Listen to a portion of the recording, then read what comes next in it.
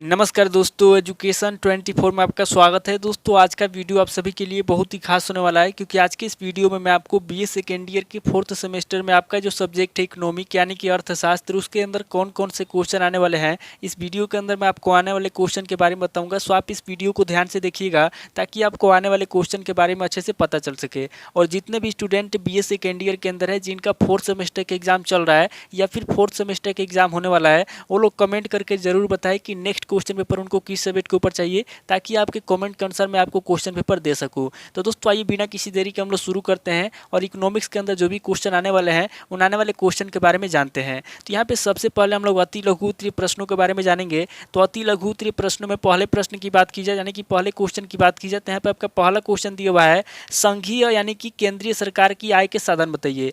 पहला क्वेश्चन कह रहा है जो संघीय सरकार है यानी कि जो केंद्रीय सरकार है, यहाँ पे आपको केंद्रीय सरकार की आय के साधन बताना है। अब अगले क्वेश्चन की बात की जाए तो यहाँ पे आपका दूसरा क्वेश्चन दिया हुआ है, करापात क्या है। दूसरा क्वेश्चन कह रहा है कि करापात क्या है, यहाँ पे आपको करापात के बारे में बताना है। अब अगले क्वेश्चन की बात की जाए तो यहाँ पे आपका तीसरा क्वेश्चन दिया हुआ है, कर विवर्तन क्या है। तीसरा क्वेश्चन कह रहा है कि कर विवर्तन क्या है, यहाँ पे आपको कर विवर्तन के बारे में बताना है। अब अगले क्वेश्चन की बात की जाए तो यहाँ पे आपका चौथा क्वेश्चन दिया हुआ है, संघीय वित्त की समस्याएं क्या है। चौथा क्वेश्चन कह रहा है कि जो संघीय वित्त है उसकी समस्या क्या है, यहाँ पे आपको संघीय वित्त की समस्याओं के बारे में बताना है। अब अगले क्वेश्चन की बात की जाए तो यहाँ पे आपका पांचवा क्वेश्चन दिया हुआ है, भारत में राज्य सरकार की आय के प्रमुख स्रोतों के नाम लिखिए। पांचवा क्वेश्चन कह रहा है जो राज्य सरकार है, यहाँ पे आपको भारत में राज्य सरकार की आय के प्रमुख स्रोतों के नाम लिखना है। अब अगले क्वेश्चन की बात की जाए तो यहाँ पे आपका छठा क्वेश्चन दिया हुआ है, प्रत्यक्ष और अप्रत्यक्ष कर में अंतर स्पष्ट कीजिए। छठा क्वेश्चन कह रहा है जो प्रत्यक्ष और अप्रत्यक्ष कर है उसमें क्या अंतर है, यहाँ पे आपको प्रत्यक्ष कर और अप्रत्यक्ष कर में अंतर बताना है। अब अगले क्वेश्चन की बात की जाए तो यहाँ पे आपका सातवां क्वेश्चन दिया हुआ है, कर व्यवस्था पर एक टिप्पणी लिखिए। सातवां क्वेश्चन कह रहा है जो कर व्यवस्था है, यहाँ पे आपको कर व्यवस्था पर एक टिप्पणी लिखना है। अब अगले क्वेश्चन की बात की जाए तो यहाँ पे आपका आठवां क्वेश्चन दिया हुआ है, राजकोषीय नीति का महत्व बताइए। आठवां क्वेश्चन कह रहा है जो राजकोषीय नीति है उसका क्या महत्व है, यहाँ पे आपको राजकोषीय नीति का महत्व बताना है। अब अगले क्वेश्चन की बात की जाए तो यहाँ पे आपका नवा क्वेश्चन दिया हुआ है, कराधान के प्रभाव क्या है। नवा क्वेश्चन कह रहा है कि कराधान के प्रभाव क्या है, यहाँ पे आपको कराधान के प्रभाव बताना है। अब अगले क्वेश्चन की बात की जाए तो यहाँ पे आपका 10वां क्वेश्चन दिया हुआ है, रिजर्व बैंक के प्रमुख कार्य बताइए। 10वां क्वेश्चन कह रहा है जो रिजर्व बैंक है उसके प्रमुख कार्य कौन कौन से हैं, यहाँ पे आपको रिजर्व बैंक के प्रमुख कार्य बताना है। अब अगले क्वेश्चन की बात की जाए तो यहाँ पे आपका 11वां क्वेश्चन दिया हुआ है, साख का आधार कौन कौन सा है। 11वां क्वेश्चन कह रहा है जो साख है उसका आधार कौन कौन सा है, यहाँ पे आपको बताना है कि साख का आधार कौन कौन सा है। अब अगले क्वेश्चन की बात की जाए तो यहाँ पे आपका 12वां क्वेश्चन दिया हुआ है, एटीएम क्या है। 12वां क्वेश्चन कह रहा है कि एटीएम क्या है, यहाँ पे आपको एटीएम के बारे में बताना है। अब अगले क्वेश्चन की बात की जाए तो यहाँ पे आपका 13वां क्वेश्चन दिया हुआ है, मुद्रा के मूल्य से आप क्या समझते हैं। 13वां क्वेश्चन कह रहा है कि मुद्रा के मूल्य से आप क्या समझते हैं, यहाँ पे आपको मुद्रा के मूल्य के बारे में बताना है। अब अगले क्वेश्चन की बात की जाए तो यहाँ पे आपका 14वां क्वेश्चन दिया हुआ है, मुद्रा के कार्य बताइए। 14वां क्वेश्चन कह रहा है जो मुद्रा है उसका क्या कार्य है, यहाँ पे आपको मुद्रा के कार्य के बारे में बताना है। अब अगले क्वेश्चन की बात की जाए तो यहाँ पे आपका 15वां क्वेश्चन दिया हुआ है, बैंकों के प्रकार बताइए। 15वां क्वेश्चन कह रहा है जो बैंक है वो कितने प्रकार के होते हैं, यहाँ पे आपको बैंकों के प्रकार के बारे में बताना है। अब अगले क्वेश्चन की बात की जाए तो यहाँ पे आपका 16वां क्वेश्चन दिया हुआ है और अति लघु उत्तरीय प्रश्न का लास्ट क्वेश्चन दिया हुआ है, निर्देशांक के निर्माण में कठिनाइयों का संक्षिप्त वर्णन कीजिए। 16वां क्वेश्चन कह रहा है जो निर्देशांक है,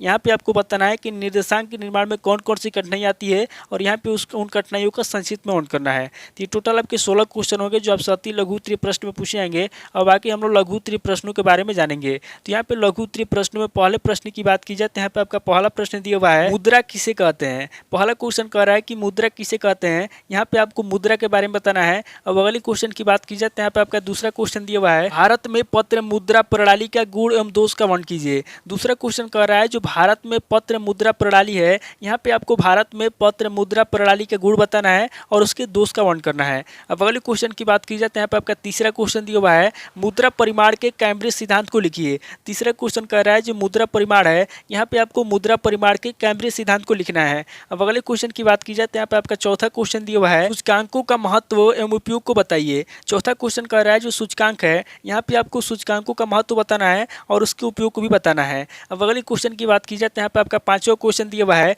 उच्च शक्ति मुद्रा के उपयोग महत्व की विवेचना कीजिए। पांचवा क्वेश्चन कह रहा है जो उच्च शक्ति मुद्रा है, यहाँ पे आपको सबसे पहले उच्च शक्ति मुद्रा के उपयोग बताना है, उसके बाद आगे आपको उसके महत्व की विवेचना करना है। अब अगले क्वेश्चन की बात की जाए तो यहाँ पे आपका छठा क्वेश्चन दिया हुआ है, व्यापारिक बैंकों के महत्व को समझाइए। छठा क्वेश्चन कह रहा है जो व्यापारिक बैंक है उसका क्या महत्व है, यहाँ पे आपको व्यापारिक बैंकों के महत्व को समझाना है। अब अगले क्वेश्चन की बात की जाए तो यहाँ पे आपका 7वां क्वेश्चन दिया हुआ है, शाख नियंत्रण की विधियों को स्पष्ट कीजिए। 7वां क्वेश्चन कह रहा है जो शाख नियंत्रण की विधि है, यहाँ पे आपको शाख नियंत्रण की विधियों को स्पष्ट करना है। अब अगले क्वेश्चन की बात की जाए तो यहाँ पे आपका 8वां क्वेश्चन दिया हुआ है, केंद्रीय बैंक पर संक्षिप्त टिप्पणी लिखिए। 8वां क्वेश्चन कह रहा है जो केंद्रीय बैंक है, यहाँ पे आपको केंद्रीय बैंक पे संक्षिप्त में टिप्पणी लिखना है। अब अगले क्वेश्चन की बात की जाए तो यहाँ पे आपका 9वां क्वेश्चन दिया हुआ है, रिजर्व बैंक किस प्रकार सरकार का बैंकर है। 9वां क्वेश्चन कर रहा है जो रिजर्व बैंक है, यहाँ पे आपको बताना है कि रिजर्व बैंक किस प्रकार सरकार का बैंकर है। अब अगले क्वेश्चन की बात की जाए तो यहाँ पे आपका 10वां क्वेश्चन दिया हुआ है, मौद्रिक नीति किसे कहते हैं। 10वां क्वेश्चन कर रहा है कि मौद्रिक नीति किसे कहते हैं, यहाँ पे आपको मौद्रिक नीति के बारे में बताना है। अब अगले क्वेश्चन की बात की जाए तो यहाँ पे आपका 11वां क्वेश्चन दिया हुआ है, सार्वजनिक वस्तुओं की विशेषताओं का वर्णन कीजिए। 11वां क्वेश्चन कर रहा है जो सार्वजनिक वस्तु है उसकी क्या विशेषता है, यहाँ पे आपको सार्वजनिक वस्तुओं की विशेषताओं का वर्णन करना है। अगले क्वेश्चन की बात की जाए तो यहाँ पे आपका 12वां क्वेश्चन दिया हुआ है, मेरिट वस्तु क्या होती है। 12वां क्वेश्चन कर रहा है कि मेरिट वस्तु क्या होती है, यानी कि उत्कृष्ट वस्तु क्या होती है। अब अगले क्वेश्चन की बात की जाए तो यहाँ पे आपका 13वां क्वेश्चन दिया हुआ है, लोक वित्त के महत्व को समझाइए। 13वां क्वेश्चन कर रहा है जो लोक वित्त है उसका क्या महत्व है, यहाँ पे आपको लोक वित्त के महत्व को समझाना है। अब अगले क्वेश्चन की बात की जाए तो यहाँ पे आपका 14वां क्वेश्चन दिया हुआ है, सार्वजनिक व्यय के प्रमुख प्रकारों की चर्चा कीजिए। 14वां क्वेश्चन कर रहा है जो सार्वजनिक व्यय है कितने प्रकार के होते हैं, उनके कौन कौन से प्रमुख प्रकार हैं, यहाँ पे आपको सार्वजनिक व्यय के प्रमुख प्रकारों की चर्चा करना है। अब अगले क्वेश्चन की बात की जाए तो यहाँ पे आपका 15वां क्वेश्चन दिया हुआ है, लोक आगम का क्या अर्थ है। 15वां क्वेश्चन कर रहा है कि लोक आगम का क्या अर्थ है, यहाँ पे आपको लोक आगम का अर्थ बताना है। अब अगले क्वेश्चन की बात की जाए तो यहाँ पे आपका 16वां क्वेश्चन दिया हुआ है, प्रत्यक्ष कर के गुणों को समझाइए। 16वां क्वेश्चन कर रहा है जो प्रत्यक्ष कर है उसके क्या गुण होते हैं, यहाँ पे आपको प्रत्यक्ष गुण के गुणों को समझाना है। अब अगले क्वेश्चन की बात की जाए तो यहाँ पे आपका 17वां क्वेश्चन दिया हुआ है, करारोपण के उद्देश्य बताइए। 17वां क्वेश्चन कर रहा है जो करारोपण है उसके क्या उद्देश्य हैं,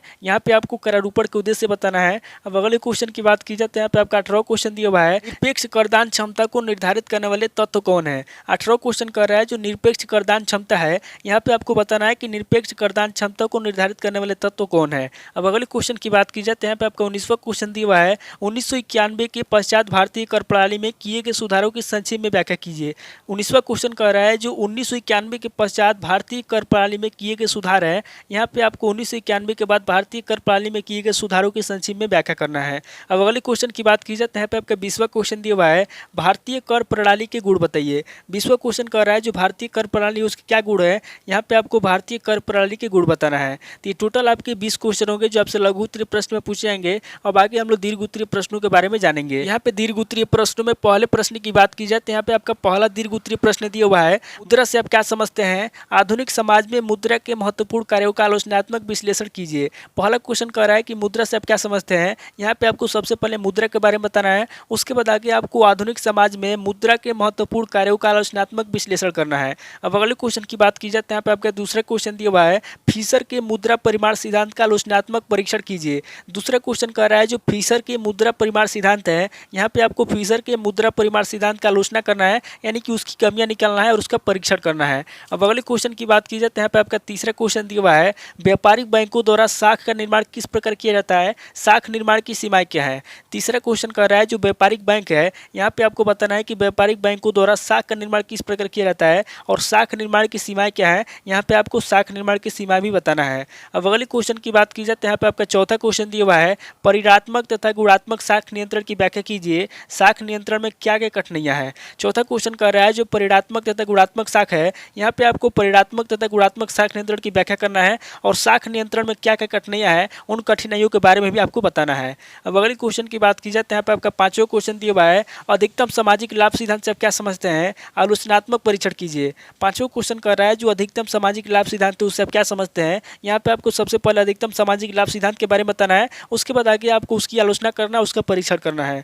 अब अगले क्वेश्चन की बात की जाए तो यहाँ पे आपका छठा क्वेश्चन दिया हुआ है, सार्वजनिक व्यय की आर्थिक क्रियाओं पर प्रभाव की व्याख्या कीजिए। छठा क्वेश्चन कर रहा है जो सार्वजनिक व्यय है, यहाँ पे आपको सार्वजनिक व्यय की आर्थिक क्रियाओं पर प्रभाव की व्याख्या करना है। अब अगले क्वेश्चन की बात की जाए तो यहाँ पे आपका सातवां क्वेश्चन दिया हुआ है, एडम स्मिथ द्वारा प्रतिपादित करारोपण के सिद्धांत को समझाइए। सातवां क्वेश्चन कर रहा है जो एडम स्मिथ द्वारा प्रतिपादित करारोपण का सिद्धांत है, यहाँ पे आपको करारोपण के सिद्धांत को समझाना है। अब अगले क्वेश्चन की बात की जाए तो यहाँ पे आपका आठवां क्वेश्चन दिया हुआ है और दीर्घ उत्तरीय प्रश्न का लास्ट क्वेश्चन दिया हुआ है, बजट क्या है, भारतीय बजट किस प्रकार बनाना तथा कार्यान्वित किया जाता है।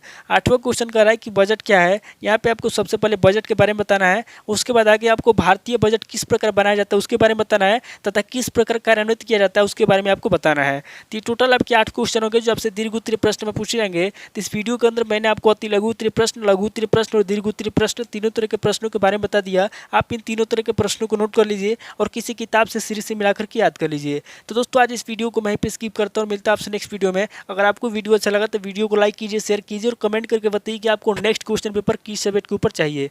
थैंक यू दोस्तों।